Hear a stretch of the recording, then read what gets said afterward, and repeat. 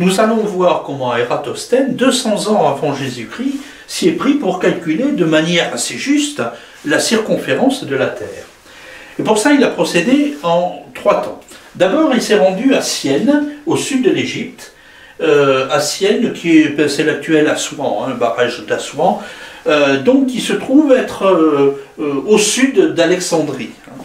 Et à Syène, qu'est-ce qu'il a constaté? Il a constaté que au moment du solstice d'été, c'est-à-dire le 21 juin, eh bien, le soleil était parfaitement à la verticale, à midi, bien sûr, le soleil était parfaitement à la verticale de ce point-là.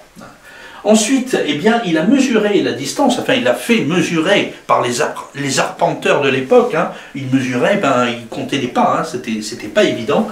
Il a mesuré la distance entre Syène et Alexandrie, et il a trouvé 800, non pas mètres, bien sûr, kilomètres, 800 kilomètres.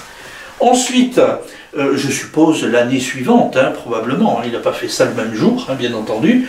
Alors, donc, un 21 juin, à midi, exactement, il a mesuré l'angle de l'ombre portée sur une obélisque et il a trouvé 7,2 et ensuite il a fait des calculs, comme vous allez voir, sur l'animation. Le 21 juin à 12 h, le soleil surplombe Syène, c'est-à-dire que les rayons du soleil sont à la verticale de Syène. Vous voyez que si je considère un poteau, ici, ça peut être un obélisque par exemple, si je le place à Syène, eh bien vous voyez que les rayons du soleil font un angle de 0 degré, il n'y a pas d'ombre du tout. Et si je m'éloigne de Syène, vous voyez que je commence à avoir un petit peu d'ombre. Alors, je reste à Syène avec mon poteau et je considère un autre poteau que je déplace entre Syène et Alexandrie. Donc, je rappelle, la mesure entre Alexandrie et Syène est d'environ 800 km. 800 km. Et j'arrive à Alexandrie, mon poteau, je le place et je trouve un angle, l'ombre qui fait un angle de 7,2 degrés. Et bien cet angle va nous permettre de calculer la circonférence de la Terre.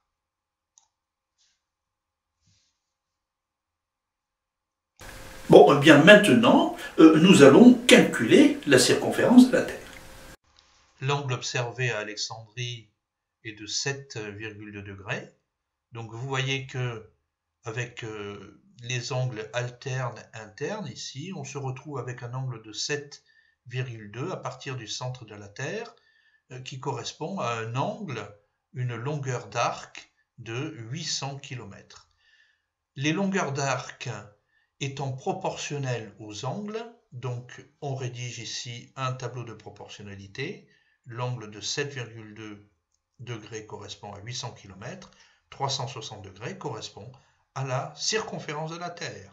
Et donc, la circonférence de la Terre est égale à 360 multiplié par 800 divisé par 7,2 et on obtient 40 000 km. Pour finir, on va généraliser ce procédé. On va voir que finalement, grâce à cette méthode, on peut calculer une circonférence sur une boule quelconque grâce à 2 points et aux ombres portées sur ces 2 points. On peut généraliser l'expérience d'Ératosthène à une surface de circonférence différente, une boule quelconque. Vous voyez que je peux changer ici la dimension de la boule. Je place sur cette boule 2 points, A et B, avec 2 poteaux perpendiculaires à la surface, avec une ombre portée, et donc des angles alpha et bêta.